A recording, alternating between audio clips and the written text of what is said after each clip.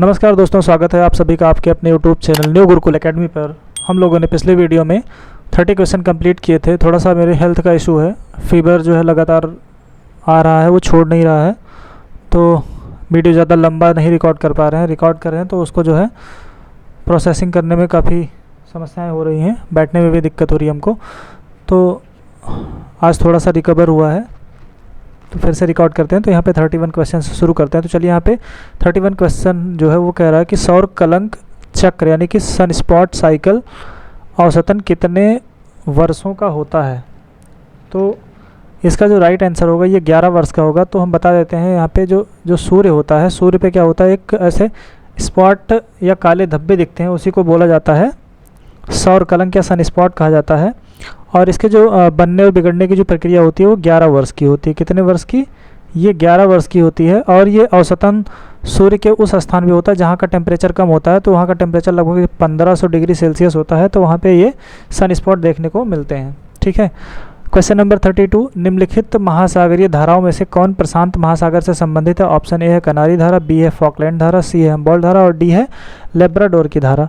तो इसका जो राइट आंसर होगा ये सी हो जाएगा। जो हम्बोल्ट की धारा है ये जो है दक्षिण प्रशांत महासागर में, कहाँ पे? दक्षिण प्रशांत महासागर में पाई जाती है। और इसी को ये हम्बोल्ट या पेरू धारा क्या कहा जाता है, इसको पेरू धारा कहा जाता है। यहीं पे अगर हम बात करें कि जो कनारी की धारा है, तो कनारी की जो धारा है ये है आपकी उत्तरी अटलांटिक, उत्तरी अटलांटिक। और फॉकलैंड जो है ये आपकी दक्षिणी अटलांटिक। और लास्ट में है लेब्राडोर। तो जो लेब्राडोर है ये आपकी उत्तरी अटलांटिक की धारा है। ठीक है। तो ये जो है आपकी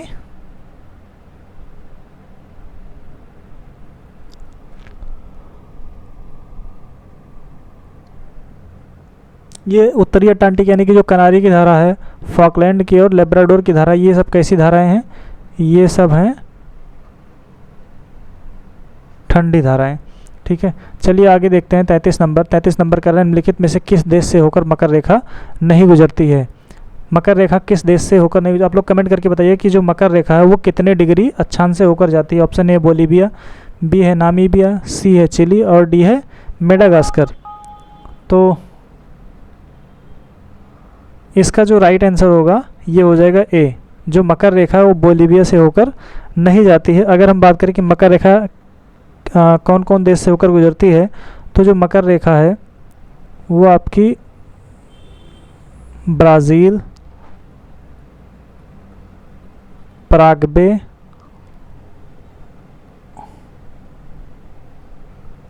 Argentina, Chile, Botswana, Australia, Australia के बाद मेडागास्कर, मेडागास्कर, मोजाम्बिक,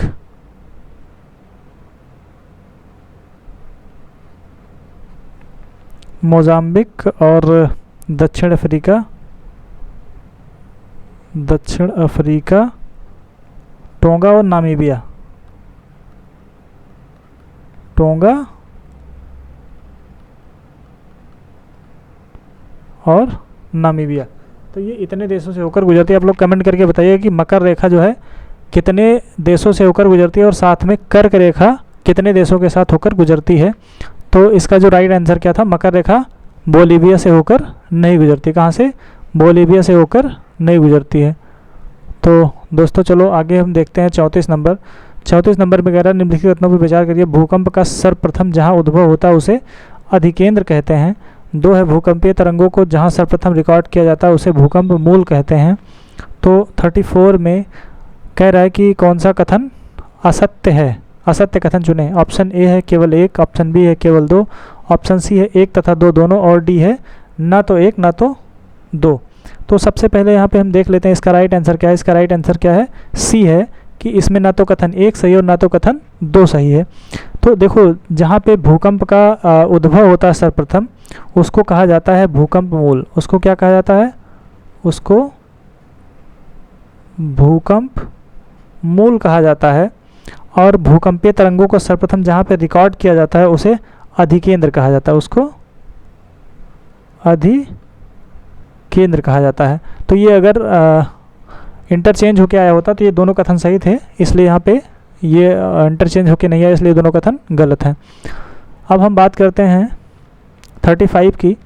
35 में कह रहा है कि ज्वालामुखी विस्फोट से निकलने वाली गैसों में सर्वाधिक मात्रा पाई जाती है। ऑप्शन ए है जलवाष्प, बी है हीलियम, सी है कार्बन डाइऑक्साइड की और डी है नाइट्रोजन की। तो आपका ये जो 35 है, 35 में ए है। जब ज्वालामुखी विस्फोट होता है तो उसमें जो गैस निकलती है उसमें सबसे ज़्यादा मात्रा जलवाष्प की होती है। किसकी? जलवाष्प की मात्रा सर्वाधिक होती है। और इसके साथ जलवाष्प के साथ में क्या होता है? कार्बन डाइऑक्साइड होती है, सल्फ़र डाइऑक्साइड और नाइट्रोजन गैसें आदि वहाँ पे निकलती हैं। ठीक है, चलिए अब हम बात करते हैं 36 की। 36 में कह रहा है निम्नलिखित युग्मों में से विचार करें। एटलस पर्वत उत्तर दक्षिण अमेरिका, ओकावांगो द्रोणी दक्षिण पश्चिम अफ्रीका, एबिसीनिया का पठार पूर्वी अफ्रीका। उपरोक्त युग्मों में से कौन सा सही सुमेलित है? ऑप्शन ए है 1 और 2, बी है 2 और 3, सी है केवल 3 और डी है उपरोक्त सभी। तो इसका जो राइट आंसर है ये आपका डी हो जाएगा कि ये जो सही सुमेलित तीनों हैं। एटलस पर्वत जो है उत्तरी अफ्रीका, उत्तर दक्षिण अमेरिका में, ओकावांगो द्रोणी जो है ये आपकी दक्षिण पश्चिम अफ्रीका में, और एबिसीनिया का पठार जो है पूर्वी अफ्रीका में पाया जाता है, यानी कि अवस्थित है। तो इसका जो राइट आंसर होगा ये आपका ये डी वाला हो जाएगा, उपरोक्त सभी। ठीक है, नेक्स्ट है 37। अब देखते हैं 37 क्या कह रहा है। 37 में कह रहा है कि अगुलहास बेसिन स्थित है। जो अगुलहास बेसिन है वो कहाँ पर स्थित है? ऑप्शन ए है हिंद महासागर में, बी है आर्कटिक महासागर में, सी है प्रशांत महासागर में और डी है इनमें से कोई नहीं। तो इसका राइट आंसर होगा ये हिंद महासागर में। तो ये जो है हिंद महासागर में स्थित है और ये जो है दक्षिण अफ्रीका के दक्षिण में। कहाँ पे? दक्षिण अफ्रीका के दक्षिण में जो है अगुलहास बेसिन जो है स्थित है और ये एक समुद्री बेसिन है। ये जो है एक समुद्री बेसिन है। तो इसका राइट आंसर हो जाएगा ए। 38 देखते हैं। 38 कह रहे निम्नलिखित देशों में से कौन एक भूमध्य सागर से सीमा नहीं बनाता है? ऑप्शन ए है स्पेन, बी है तुर्की, सी है जॉर्डन, डी है सीरिया। तो इसका राइट आंसर 38 में हो जाएगा सी। जॉर्डन जो है ये भूमध्य सागर से सीमा नहीं बनाता है। तो अगर हम बात करें कि भूमध्य सागर की, तो ये जो है दक्षिण में अफ्रीका, दक्षिण में जो है अफ्रीका, उत्तर में यूरोप, उत्तर में यूरोप से पूर्व में एशिया और पश्चिम में जो है भूमध्य सागर जो है दक्षिण में अफ्रीका से, उत्तर में यूरोप से और पूर्व में जो है ये एशिया महाद्वीप से घिरा हुआ है। और इसकी सीमा जो है लगभग 21 देशों से, कितने? 21 देशों से मिलती है। अब आप लोग कमेंट करके बताइएगा कि कौन कौन से देश की सीमा इससे जो है लगती है। और नील नदी जो है भूमध्य सागर में गिरती है। कौन सी नदी?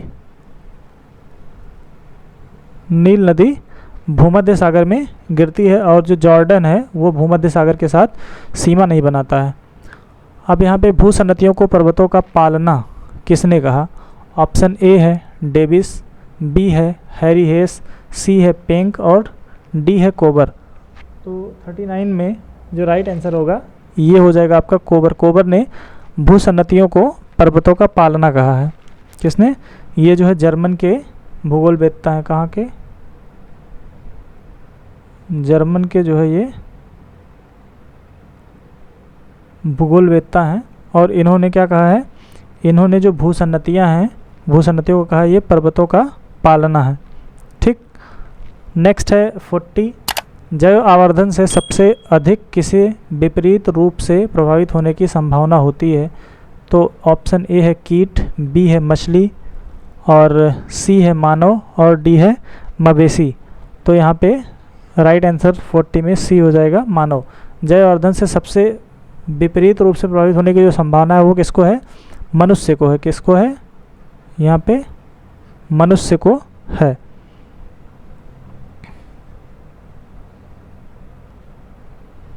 नेक्स्ट है 41 में।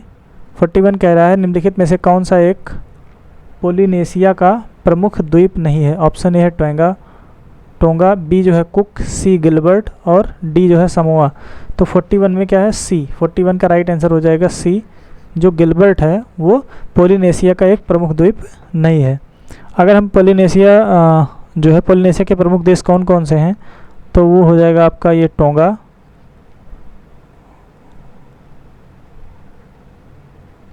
हो जाएगा, समोआ हो जाएगा, हवाई हो जाएगा, टुवालू, कुक, ये सब हो जाएंगे। वहीं पे अगर हम बात करें गिलबर्ट की, तो ये माइक्रोनेशिया, गिलबर्ट जो है ये है आपका माइक्रोनेशिया द्वीप समूह में सम्मिलित है। चलिए अब हम चलते हैं 42 की तरफ, देखते हैं 42 में क्या है। 42 कह रहा है कि निम्नलिखित दो कथन दिए गए हैं जिनमें से एक को अभिकथन ए और दूसरे को कारण आर कहा गया है। ऑप्शन अभिकथन ए कह रहा है 40 से 65 डिग्री दक्षिणी अक्षांशों के मध्य पछुआ पवनों का सर्वोत्तम विकास होता है। 40 से 65 डिग्री दक्षिणी अक्षांशों के मध्य धरातलीय अवरोधों का अभाव है। तो यहाँ पे कह रहा है कि ए तथा आर दोनों सही तथा आर ए की सही व्याख्या करता है। ए तथा आर दोनों सही है तथा आर ए की सही व्याख्या नहीं करता। ए सही है परंतु आर गलत है, और ए गलत है परंतु आर सही है। तो इसका राइट आंसर क्या हो जाएगा? ए कह रहा है कि ए तथा आर दोनों सही है तथा आर और ए की सही व्याख्या करता है। 40 से 65 डिग्री दक्षिणी अक्षांशों के मध्य पछुआ पवनों का सर्वोत्तम विकास होता है, और 40 से 65 डिग्री दक्षिणी अक्षांशों के मध्य धरातलीय अवरोधों का अभाव भी है। यानी कि जो 40 से 65 डिग्री का जो क्षेत्र है वहाँ पे जो धरातलीय अवरोध हैं उनका एकदम अभाव है। नेक्स्ट 43 कह रहा है कि निम्नलिखित युग्मों में से कौन सा एक सही सुमेलित नहीं है? ऑप्शन ए, देखो ये जो है इधर स्थानीय पवन के नाम दिए हैं, उनका प्रभाव क्षेत्र। यहाँ पे काराबुरान, तो ये तारिम बेसिन मध्य एशिया में पड़ेगा। विल्जर्ड जो है ये कनाडा में, ब्लैक रोलर दक्षिणी अमेरिका, और सामुन ये पड़ेगा आपका ईरान में। तो इसका जो राइट आंसर हो जाएगा ये आपका सी हो जाएगा। ये जो सी वाला है ये सही सुमेलित नहीं है। जो सी है ये सही सुमेलित नहीं है। जो ब्लैक रोवर है ये आपका पड़ता है उत्तरी अमेरिका।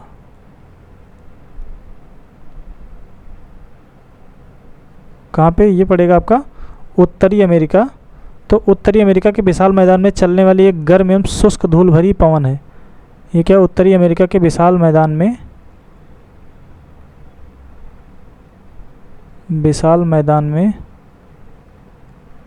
चलने वाली गर्म एवं शुष्क धूल भरी आंधी है। 44 नंबर कह रहा है निम्नलिखित व्यक्तियों में से कौन उप प्रधानमंत्री नहीं रहे हैं? ऑप्शन ए है मोरारजी देसाई, बी है चौधरी चरण सिंह, सी है चंद्रशेखर, और डी है चौधरी देवीलाल। तो इसका जो राइट आंसर होगा ये हो जाएगा आपका सी। जो चंद्रशेखर रहे ये प्रधानमंत्री नहीं रहे हैं। ये जो है 10 नवंबर 1990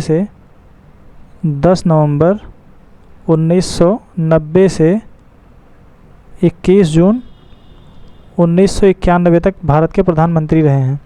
वहीं पे मोरारजी देसाई की बात करें तो मोरारजी देसाई जो है 1966 इंदिरा गांधी के समय में, चौधरी चरण सिंह 1977 में यानी कि मोरारजी देसाई के काल में, तथा चौधरी देवी लाल चंद्रशेखर के कार्यकाल में उप प्रधानमंत्री रह चुके हैं। तो इसका राइट आंसर क्या हो जाएगा? चंद्रशेखर, जो चंद्रशेखर हैं ये उप प्रधानमंत्री नहीं रहे हैं। 45 नंबर में कह रहा है कि भारतीय संविधान की प्रस्तावना में भारतीय राज्य व्यवस्था की प्रकृति के रूप में किसका उल्लेख नहीं मिलता है? ए है संप्रभु, बी जो है समाजवादी, सी जो है कल्याणकारी और डी जो है लोकतांत्रिक। तो 45 नंबर में राइट आंसर आपका हो जाएगा सी कल्याणकारी, क्योंकि प्रस्तावना में भारत को एक संपूर्ण प्रभुत्व संपन्न समाजवादी पंथनिरपेक्ष लोकतंत्रात्मक गणराज्य बनाने की बात की गई है और उसमें जो है कल्याणकारी शब्द का उल्लेख नहीं है, यानी कि उसमें जो है उसके राज्य व्यवस्था की प्रकृति में कल्याणकारी राष्ट्र का उल्लेख नहीं मिलता है प्रस्तावना में। चलिए आगे चलते हैं। 46 में राष्ट्रपति पुनर्निर्वाचन का पात्र है, यह वर्णित है। ऑप्शन ए है अनुच्छेद 55 में, ऑप्शन बी अनुच्छेद 56 में, सी है अनुच्छेद 57 और डी जो है अनुच्छेद 58। तो इसका जो राइट आंसर होगा ये 57 हो जाएगा। अनुच्छेद 57 कहता है कि राष्ट्रपति जो होगा वो पुनर्निर्वाचन का पात्र होगा, ये कहता है अनुच्छेद 57।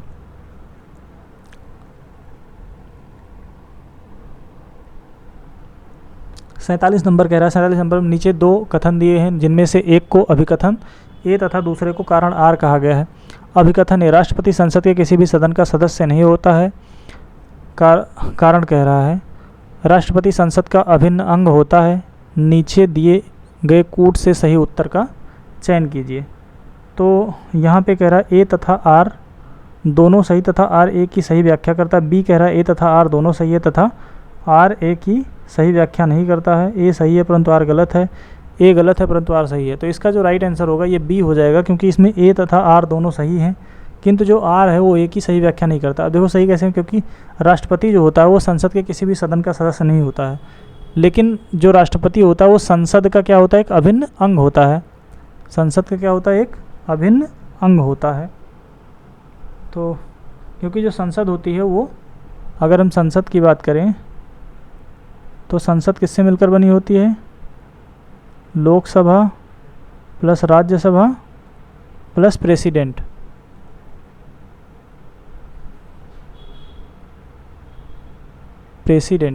ठीक। 48 निम्नलिखित कथनों पर कौन सा एक उपराष्ट्रपति के संबंध में सत्य नहीं है? वो राज्यसभा का पदेन सभापति होता है। उपराष्ट्रपति राज्यसभा का सदस्य नहीं होता है। कार्यवाहक राष्ट्रपति के रूप में वो अधिकतम 1 साल तक कार्य कर सकता है। मत बराबर होने की स्थिति में वो निर्णायक मत दे सकता है। तो 48 में क्या होगा, ये सी हो जाएगा। कार्यवाहक राष्ट्रपति के रूप में वो अधिकतम 1 साल तक कार्य कर सकता है। ये कथन क्या है, ये सत्य नहीं, अर्थात ये कथन असत्य है। तो यहाँ पे अनुच्छेद 64 से 89, अनुच्छेद 64 एवं 89, 64 एवं 89 के अगर उपराष्ट्रपति जो होता है राज्यसभा का पदेन सभापति होता है, तो ये आपका आ जाएगा 64 एवं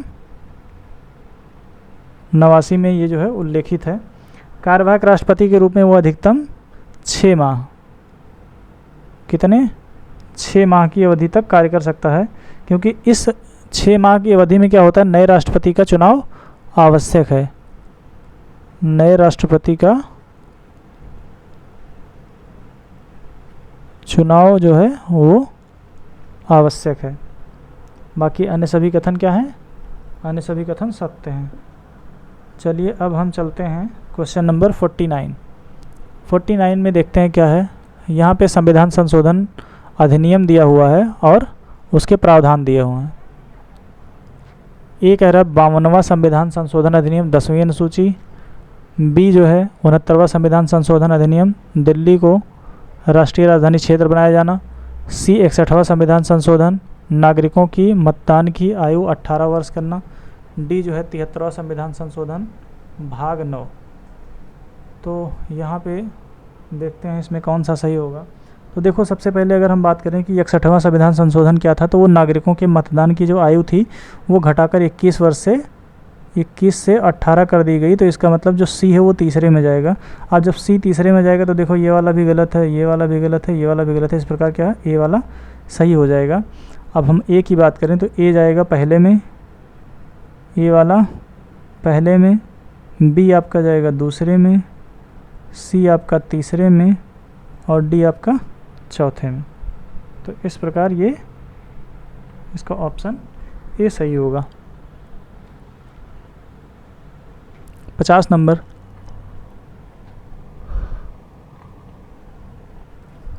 किसी भी राज्य की विधानसभा अध्यक्ष एवं उपाध्यक्ष को विधानसभा सदस्यों द्वारा साधारण बहुमत से हटाया जा सकता है, किंतु इस आशय की सूचना उन्हें ऑप्शन ए 14 दिन पूर्व देनी होगी, 30 दिन पूर्व देनी होगी, 60 दिन पूर्व देनी होगी, 7 दिन पूर्व देनी होगी। तो 50 में क्या होगा, राइट आंसर ए हो जाएगा कि राज्य विधानसभा के अध्यक्ष या उपाध्यक्ष को अगर विधानसभा के सदस्यों द्वारा साधारण बहुमत से हटाया जा सकता है तो उन्हें यह सूचना 14 दिन पूर्व देनी जो है होगी। तो इसका राइट आंसर हो जाएगा ये ए। 51 नंबर, प्रथम राजभाषा आयोग का गठन किस वर्ष किया गया? तो इसका जो राइट आंसर होगा ये हो जाएगा 1952। प्रथम राजभाषा आयोग का जो गठन किया गया था ये 1952 में किया गया था। और अगर अनुच्छेद 344 की बात करें, अनुच्छेद 344, तो ये जो है राजभाषा के लिए आयोग गठित करने का, राजभाषा आयोग गठित करने का उपबंध करता है। प्रथम राजभाषा आयोग का जो गठन था ये बीजी खेर की अध्यक्षता में, यहाँ पे माफ़ कीजिएगा ये 51 नंबर में, 51 नंबर में होगा आपका ये सी 1955, क्योंकि जो प्रथम राजभाषा आयोग जो था वो बीजी खेर की अध्यक्षता में 1955 में गठित किया गया था। और इसने जो है 1956 में, कब, 1956 में अपनी जो रिपोर्ट थी वो राष्ट्रपति को सौंपी थी। और 343 के खंड 3, 343 के खंड 3 तथा प्रथम राजभाषा आयोग के रिपोर्ट के आधार पर तथा प्रथम राजभाषा आयोग की रिपोर्ट पर राजभाषा अधिनियम 1963 बनाया गया। राजभाषा अधिनियम 1963 बनाया गया। ठीक है। 52 नंबर में कह रहा है कि राष्ट्रपति के निर्वाचक मंडल में केंद्र शासित प्रदेशों दिल्ली और पुदुचेरी विधानसभाओं के निर्वाचित सदस्यों को किस वर्ष शामिल किया गया? तो यहाँ पे देखते हैं क्वेश्चन नंबर 52 में कह रहा है कि राष्ट्रपति के निर्वाचक मंडल में, यानी कि जो राष्ट्रपति का चुनाव होता है तो उसमें कौन कौन वोट डालेंगे। तो उस वोटर के समुदाय की बात करें तो उसमें जो है केंद्र शासित प्रदेशों दिल्ली और पुदुचेरी विधानसभाओं के निर्वाचित सदस्यों को किस वर्ष में शामिल किया गया? तो इसका जो राइट आंसर होगा ये हो जाएगा 1992। 70वें संविधान संशोधन, 70वें संविधान संशोधन 1992 के द्वारा क्या किया गया? दिल्ली और पुदुचेरी विधानसभाओं के निर्वाचित सदस्यों को भी शामिल कर लिया गया। अब हम बात करें कि राष्ट्रपति के निर्वाचक मंडल में कौन कौन शामिल होता है। तो यहाँ पे संसद के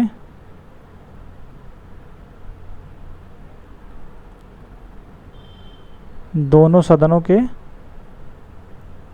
निर्वाचित सदस्य, ध्यान दिए रहिएगा यहाँ पे निर्वाचित,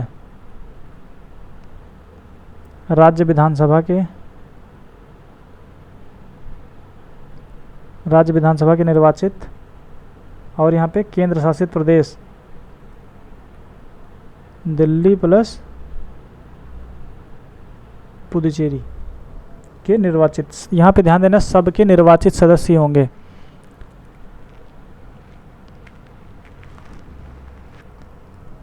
अब कह रहा है 53 नंबर में, निम्नलिखित अनुच्छेदों पर विचार करें। अनुच्छेद 249, अनुच्छेद 109, अनुच्छेद 312, अनुच्छेद 110। इनमें से कौन सा अनुच्छेद राज्यसभा को विशेष अधिकार प्रदान करते हैं? तो 53 नंबर में ऑप्शन ए है 1, 2 और 4, बी है 1, 2, 3, सी है 1 और 3 और डी है 2, 3, 4। तो यहाँ पे 53 में जो राइट आंसर होगा ये सी हो जाएगा, 1 और 3, यानी कि अनुच्छेद 249 और अनुच्छेद 312 क्या करते हैं? राज्यसभा को विशेष अधिकार प्रदान करते हैं। अगर अनुच्छेद 249 की बात करें तो इसके अंतर्गत राज्य सूची में वर्णित विषय, और 312 की बात करें तो यहाँ पे ऑल इंडिया सर्विसेज की बात की जाती है, जिसको बोलते हैं अखिल भारतीय सेवाओं।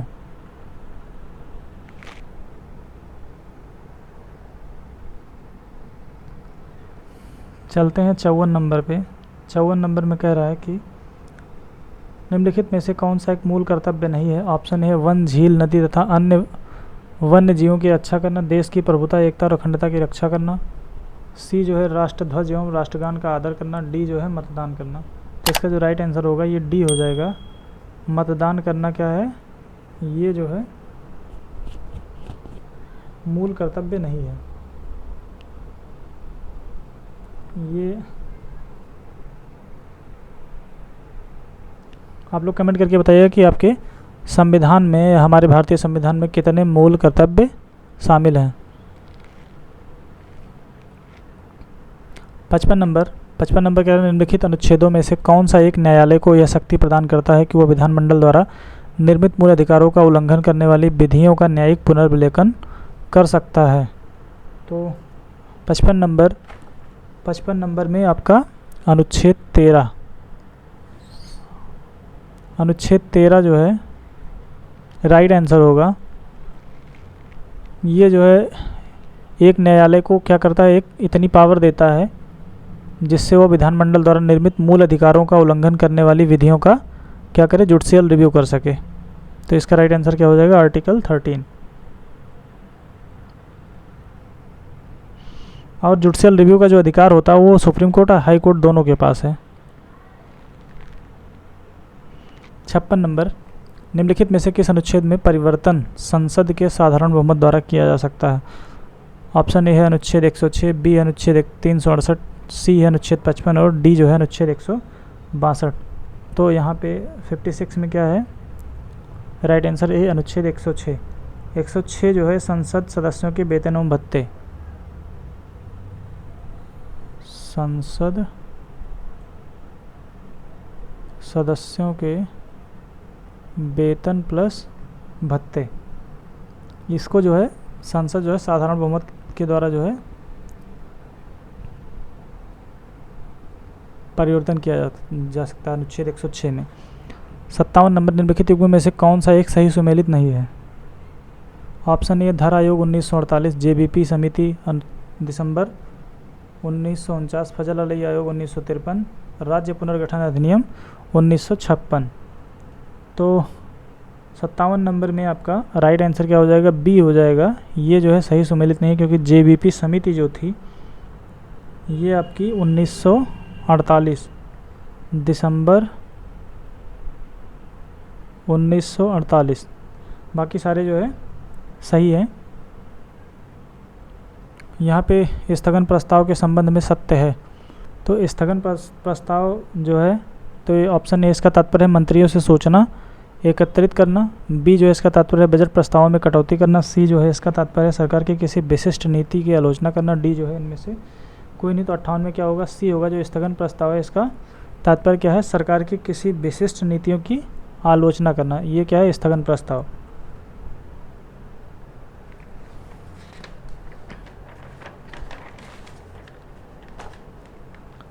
नेक्स्ट है 59, कृषि लागत एवं मूल्य आयोग, कृषि लागत एवं मूल्य आयोग CACP के संबंध में निम्नलिखित कथनों पर विचार करें। इसकी स्थापना फेरवानी समिति की सिफारिश पर की गई। यह न्यूनतम समर्थन मूल्य MSP, खरीद मूल्य PP एवं आवंटन मूल्य आईपी का निर्धारण करने की सरकार को सलाह देती है। केंद्र सरकार इसकी संस्तुतियों को मानने के लिए बाध्य है। ऑप्शन ए है केवल 3 सत्य है, बी जो है 1 और 3 सत्य है, सी जो है केवल 2 सत्य है, डी जो है उपरोक्त सभी सत्य हैं। तो यहाँ पे सी होगा राइट आंसर, केवल 2 सत्य हैं। कृषि उत्पादों का मूल्य निर्धारण करने के लिए खाद्य मूल्य नीति समिति 1964 की सिफारिश के आधार पर 1965 में कृषि मूल्य आयोग की स्थापना की गई। कब की गई? देखिए, खाद्य मूल्य नीति समिति 1964 की सिफारिश पर, यहाँ पे 1964 की सिफारिश पर, देखो यहाँ पे फेरवानी समिति दिया ना, फेरवानी समिति नहीं होगा, यहाँ पे खाद्य मूल्य नीति समिति की सिफारिश पर वर्ष 1965 में जो है कृषि मूल्य आयोग की स्थापना की गई। किसकी? कृषि मूल्य आयोग की स्थापना की गई और 1985 में इसका नाम बदलकर 1985 में इसका नाम बदलकर रखा गया कृषि लागत एवं मूल्य आयोग। कृषि लागत एवं मूल्य आयोग। केंद्र सरकार इसकी संस्तुतियों को मानने हेतु बाध्य नहीं, अतः कथन 2 जो है सत्य है। तो ये वाला जो है सत्य है, बाकी सारे असत्य हैं। चलिए नेक्स्ट है 60 नंबर। 60 में कह रहा है विदेश व्यापार में कृषि निर्यातों की महत्ता पर जोर देने के लिए विशेष कृषि उपज योजना किस वर्ष प्रारंभ की गई थी? तो 60 नंबर में हो जाएगा राइट आंसर सी, 2004-05 में इसकी शुरुआत की गई। विदेश व्यापार में कृषि निर्यातों की महत्ता पर जोर देने के लिए विशेष कृषि उपज योजना 2004-05 में शुरू की गई थी। तो दोस्तों बस आज के लिए इतना ही, मिलते हैं एक अलग वीडियो में, क्योंकि ज़्यादा लंबा वीडियो रिकॉर्ड करने में हमको थोड़ा प्रॉब्लम हो रही है। तो बस आज के लिए इतना ही, मिलते हैं एक नए वीडियो के साथ। तो बस आज के लिए धन्यवाद।